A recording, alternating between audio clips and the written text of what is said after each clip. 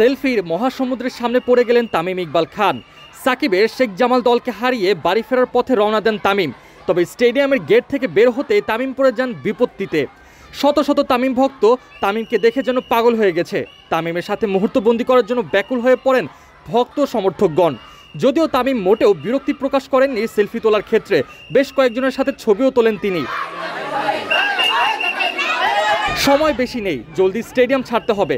তবে বাইরে ভক্তদের প্রচণ্ড ভিড় ও ভক্তদের পাগলামির ফলে গেট আবারও বন্ধ করে দিতে হয়।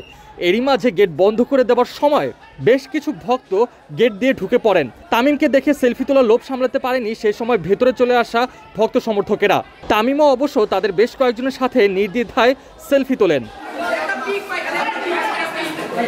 ভিড় এত বেশি হয়েছিল, নিরাপত্তা কর্মীরা সেই ভিড় সামলিয়ে তামিমকে তার গাড়ির কাছে পৌঁছে দিতে পারছিল না, যার ফলে দ্বিতীয় দফায় বেশ কয়েকজন মিলে তামিমকে ঘেরাও করে তাকে গাড়ির কাছে নিয়ে যাবার জন্য সাহায্য করতে এগিয়ে আসলো। তবে সেই সময়ও আশেপাশে থেকে সেলফির জন্য সবাই ঝাঁপিয়ে পড়েন তামিমের উপর। কোনো মতে ভিড় সামলিয়ে অবশ্য নিজ গাড়িতে উঠে পড়েন তামিম ইকবাল।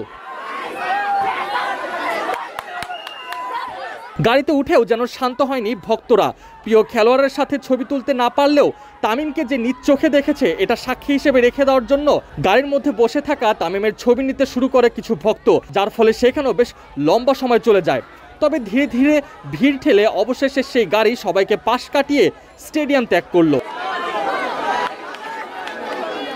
তামিম এই লম্বা সময় ধরে ভক্তদের ভিড়ের মাঝে পড়েও একটিবারের জন্য হলেও মেজাজ হারাননি, বরং বেশ ধৈর্য রেখে নিজ গাড়ির কাছে যাবার চেষ্টা করে স্টেডিয়াম ত্যাগ করেছিলেন। তামিমের এমন ব্যবহারে মুগ্ধ হয়ে যান সেখানে থাকা সব তামিম ভক্তরা। এই দিন সাকিবের দলের বিপক্ষে 199 রানের জয় পেলেও ব্যাট হাতে তেমন একটা সুবিধা করতে পারেননি তামিম। ব্যাট হাতে 25 বলে 22 রান করে সাইফ হাসানের বলে বোল্ড আউট হয়ে যান তিনি।